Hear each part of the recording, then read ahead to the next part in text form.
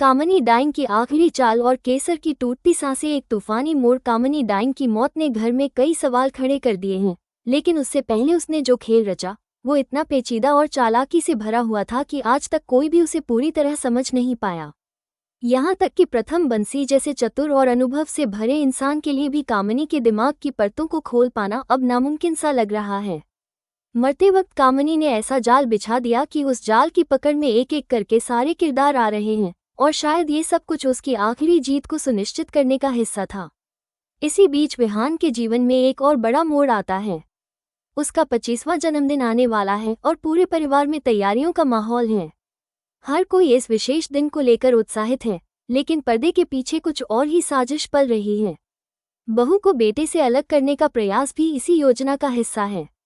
कहा जा रहा है कि कामिनी की आखिरी चाल यही थी कि बहू को बेटे से तोड़ दिया जाए, ताकि बहू को भावनात्मक रूप से तोड़कर अपनी जीत को पुख्ता किया जा सके। अब देखना ये है कि क्या ये चाल विहान और उसके परिवार के बीच की भावनाओं को हिला पाएगी। जहां एक और महलनुमा घर में षड्यंत्र की बुनियाद रखी जा रही है, वहीं दूसरी ओर केसर नाम की एक सीधी सादी अनाथ लड़की अपने जीवन के संघर्षों से जूझ रही है।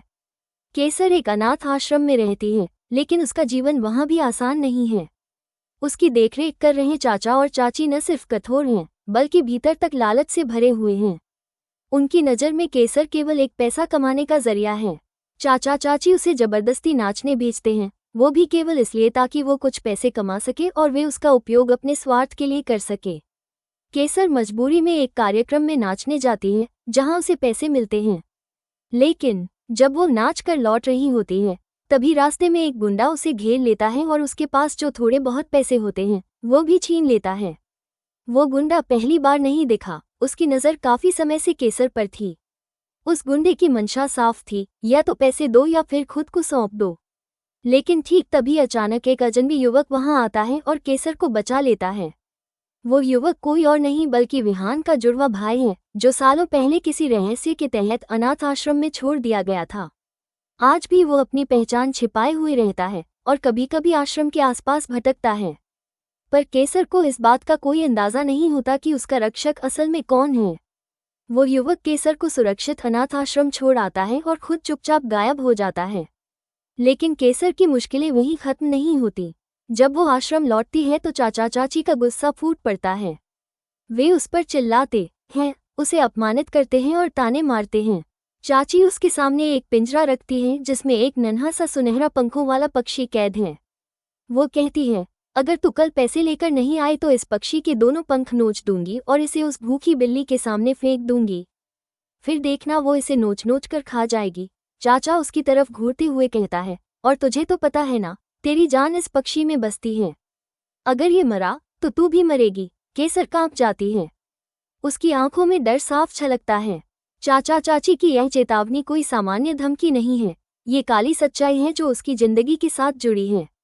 वो जानती है कि उस पक्षी के मरने का मतलब उसकी अपनी मौत हो सकता है। उस डर के साए में भी केसर हिम्मत करके कहती है, मैं कल पैसे लेकर आऊंगी, चाहे कुछ भी हो जाए। लेकिन उसका मन घबराया हुआ है। वो सोचती है, क्या वो सच में पैसे ला पाएगी? क्या फिर से वही गुंडा उसका रास्ता रोकेगा, या फिर वो अजनबी एक बार फिर उसका रक्षक बनकर सामने आएगा? रहिए तैयार, क्योंकि अब कहानी मोड़ लेने वाली है। एक ऐसे मोड़ पर जहां भावनाएं, रहस्य और रिश्ते तीनों की अग्नि परीक्षा होने वाली है। चाचा चाची उसे जाते जाते एक और भयानक चेतावनी देते हैं, अगर कल पैसे नहीं लाई तो अपने लिए और इस पंछी के लिए कफन खरीद कर जरूर ले आना। अब केसर के सामने दो रास्ते हैं, या तो वो हार मानकर सब कुछ खो दे, या फिर अंधेरे में डटकर लड़ने की ठान ले। पर इस लड़ाई में उसके पास कोई हथियार नहीं, कोई सहारा नहीं, बस एक आस है, उस अनजान युवक की जो बिना नाम बताए, बिना रिश्ता जताए बार बार उसकी जान बचा रहा है। इधर कामिनी डाइंग की चालें अब भी असर छोड़ रही हैं। घर में रह रहकर पुराने राज खुल रहे हैं। विहान को भी अपने अतीत के कुछ संकेत मिलने लगे हैं। कहीं न कहीं उसे यह एहसास हो रहा है कि उसका कोई साया उसके आसपास है। क्या वो अपने जुड़वा भाई की मौजूदगी को महसूस कर पा रहा है? क्या उसे एहसास होगा कि कोई है जो उसे आईना दिखा सकता है? अगले एपिसोड में दर्शकों को देखने को मिलेगा एक तूफानी टकराव, चाचा चाची की क्रूरता, केसर की बेबसी और उस अनाम रक्षक का अचानक आना। क्या वो वक्त पर आएगा?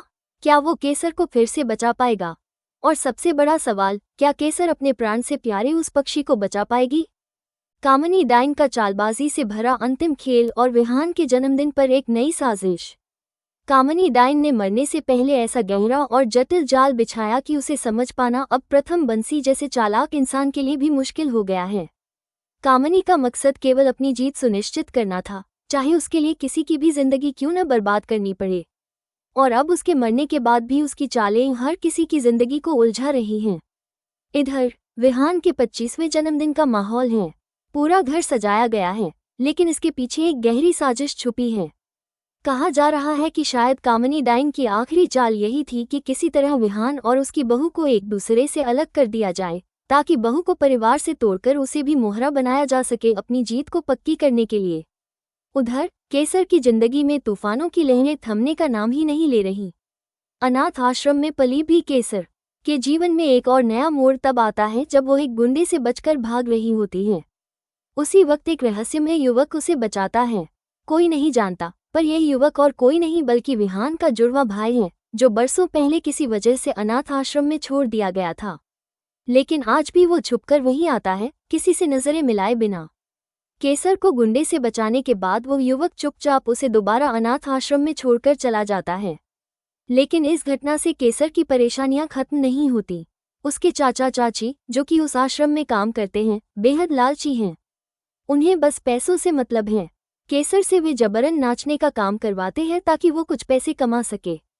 केसर मजबूरी में नाचने जाती है, लेकिन लौटते समय वही गुंडा उसे फिर घेर लेता है और उससे कमाए हुए सारे पैसे छीन लेता है। जब वो खाली हाथ आश्रम लौटती है तो चाचा चाची का गुस्सा 7वें आसमान पर होता है। वे उसे भद्दे ताने देते हैं और धमकाते हैं। चाची हाथ में एक पिंजरा पकड़े हुए उसमें कैद एक नन्हा सा पक्षी दिखाते हुए कहती है, अगर कल तक पैसे लेकर नहीं आई तो इस पक्षी के दोनों पंख नोचकर इसे बिल्ली के सामने फेंक दूंगी। फिर देखना कैसे ये बिल्ली उसे नोच नोच कर खा जाएगी। फिर चाचा उसकी आंखों में आंखें डालकर कहता है, और तुम्हें तो पता है ना कि तुम्हारी जान इस पक्षी से जुड़ी है। अगर ये मरा तो समझो तुम भी। उसकी बात अधूरी रह जाती है, लेकिन धमकी का असर साफ दिखता है।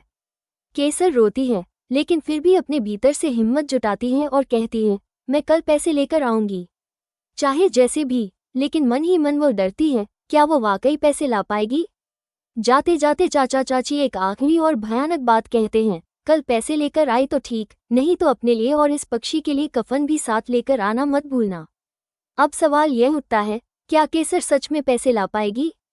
क्या उसे फिर से वही गुंडा रास्ते में रोकेगा, या फिर विहान का रहस्यमयी जुड़वा भाई एक बार फिर उसकी रक्षा करने आएगा? आगे के एपिसोड में देखना बेहद रोमांचक होगा कि केसर की किस्मत उसे किस ओर ले जाती है, मौत की ओर या उम्मीद की ओर।